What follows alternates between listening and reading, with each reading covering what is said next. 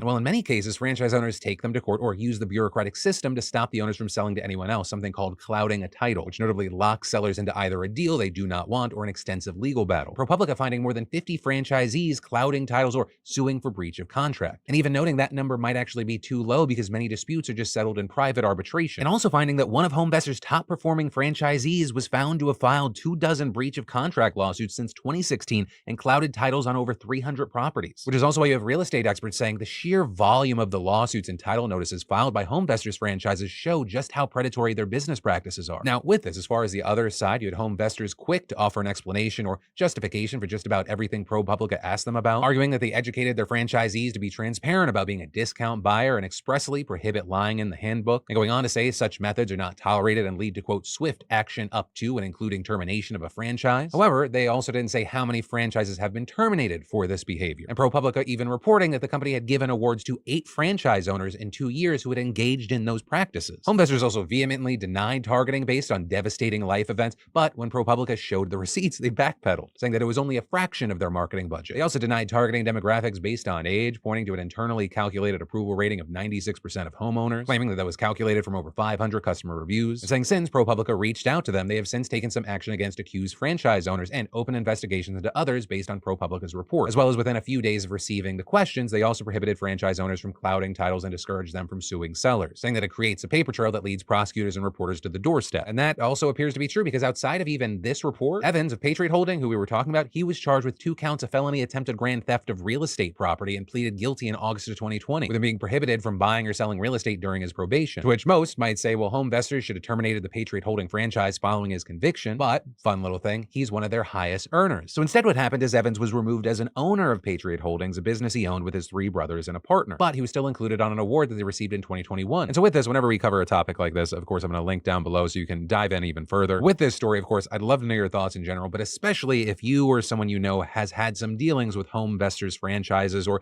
anything that seems predatory like this. And then I got to give a major shout out to the sponsor of today's show, eBoost. I was just tired of the cheap and synthetic ingredients from other energy drinks, and I was really impressed when I came across Superfuel from eBoost. Superfuel has way better ingredients, plus the natural caffeine has been the perfect amount to get me through midday slumps without the jitters. It's sweetened with honey and fortified with 10 essential vitamins and minerals, nootropics, electrolytes, and antioxidants, and was voted best energy drink of 2021 by Eat This Not That. It's got no artificial colors or sweeteners, and it's great for everyone. Whether you want everyday energy, you're working late, have jet lag, or a pre-workout boost. And did I mention that each can only has 1 to 2 grams of sugar and 15 calories or less per can. Blue raspberry and strawberry lemonade have been my favorites. The flavor's so smooth, the carbonation just right, but honestly, you can't go wrong with any of them. So just go to eboost.com/DeFranco-BOGO. Use my code DeFranco to BOGO. Buy one, get one. You buy 1 pack of Superfuel, you get 1 free. And this BOGO deal never happens and is their best deal ever, so grab it now. And then there's this constantly developing situation around what's being done to combat deepfake porn. It's an issue that's made a lot of headlines over the past few months, more and more as days go by. And you may have seen it impacting online creators, celebrities, some victims powerfully condemning how violating it can be to be abused in this way. But also the scary reality is that it can impact anyone, and regular everyday people are increasingly the ones that are becoming the victims. And with the technology constantly advancing both in the quality of the final product as well as the barrier of entry to do this being so incredibly low, it's a problem that's only going to grow. And so in an effort to understand the roots of all this and what options victims actually have, we spoke to Adam Dodge. He's the founder of NTAB, Ending Tech-Enabled Abuse, with their aim being to fight online abuse and give communities resources to prevent it. And we also talked to Noelle Martin, a global activist and researcher at the University of Western Australia's Tech and Policy Lab, who was actually a victim of synthetic image abuse herself. Right? Because what many people may not realize when discussing AI and deepfakes is just how pervasive the porn aspect is specifically. Where many discuss the misinformation aspect of deepfakes, and that's all well and fair, right? It is a legitimate concern. But according to Sensity AI, between 90 and 95% of deepfakes are just non-consensual porn, and 90% of that content depicts women. And as it often goes, the system is actively built against people that are fighting against it. Right? While most states now have revenge porn laws, only a few specifically address deepfakes. With Adam Dodge explaining that even in states that do have deepfake laws, they're just not effective. You're talking about a form of abuse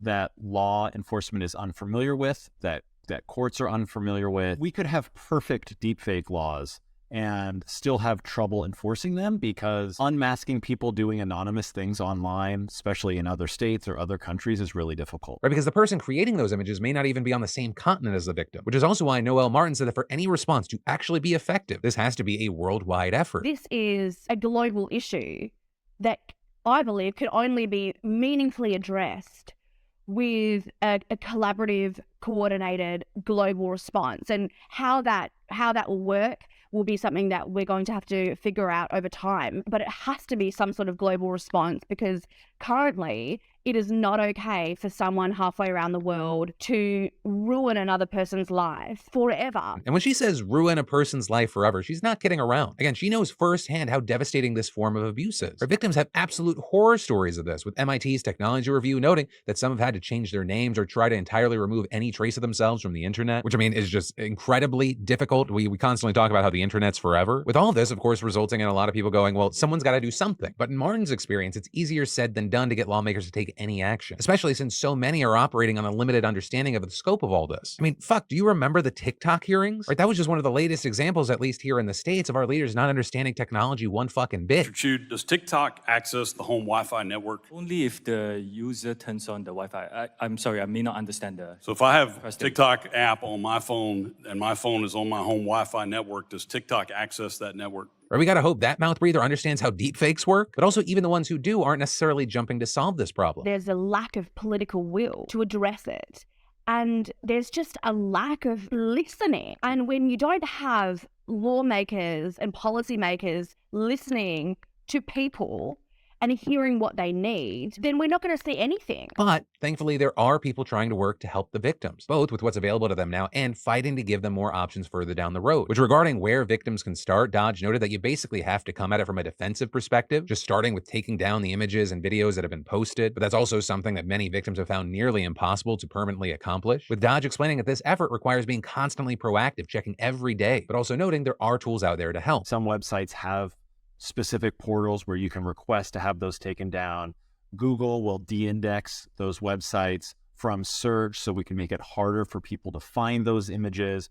And so there's different things that we can do there. And then to the best we can, we want to try to hold the person who has created them and who has disseminated them accountable. So, which can be more challenging, but that doesn't mean we don't try. It's important to set expectations appropriately, that it's hard to hold people accountable online for stuff they do anonymous. And actually, in this line of thinking, you had the likes of Scarlett Johansson speaking out, where she's been a victim of deepfake porn, and she said in her case, she found combating the content to be a useless pursuit. And explaining to the Washington Post, the fact is that trying to protect yourself from the internet and its depravity is basically a lost cause for the most part. Even if you copyright pictures with your image that belong to you, the same copyright laws don't apply overseas. And adding, I've sadly been down this road many, many times. But for Martin, this bleak situation is why she started speaking out in the first place, by saying when she found out that these kinds of videos were being made of her, it felt like her only choice. So I needed to reclaim my name, and this was the only way I could do it. And I also knew that I wasn't the only one this was happening to, that there were many people who were the targets of this abuse, and it wasn't dominating discussion like it is today. And it's been a long, sometimes turbulent journey as she started speaking out and becoming an activist on this subject. More and more videos were made of her, but thankfully she has seen progress. The first state in Australia to make non-consensual pornography like this illegal was New South Wales, and the Australian Broadcasting Corporation described Martin as the face of the advocacy for those laws. And so when there was legislative change that she helped bring forward, that was rewarding. It felt very surreal. It felt amazing, actually,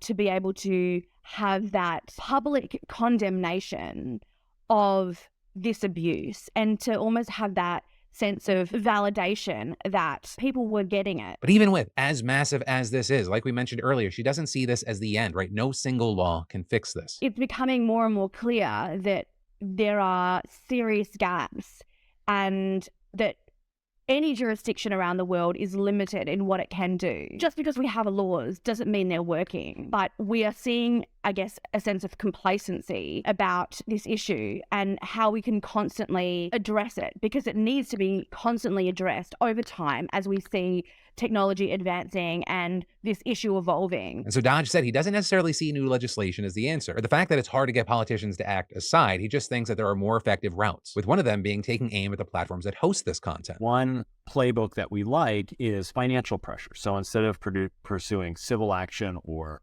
criminal action against them, go after their advertisers, go after the payment processors that they use. If you take away their ability to earn money from these platforms, that's like what they did with Pornhub to get non-consensual pornography and child sexual exploitative material off those platforms. All the advertisers, the payment processors said, we're out until you fix this problem. And that money talks. And with all that, also noting that another approach is just viewing this as a form of abuse that the public and law enforcement are already familiar with and equipped to handle. What I want to see us do as a society is instead treat deepfake pornography like the crime that it is. It can be harassment. It can be a form of stalking. It can be a form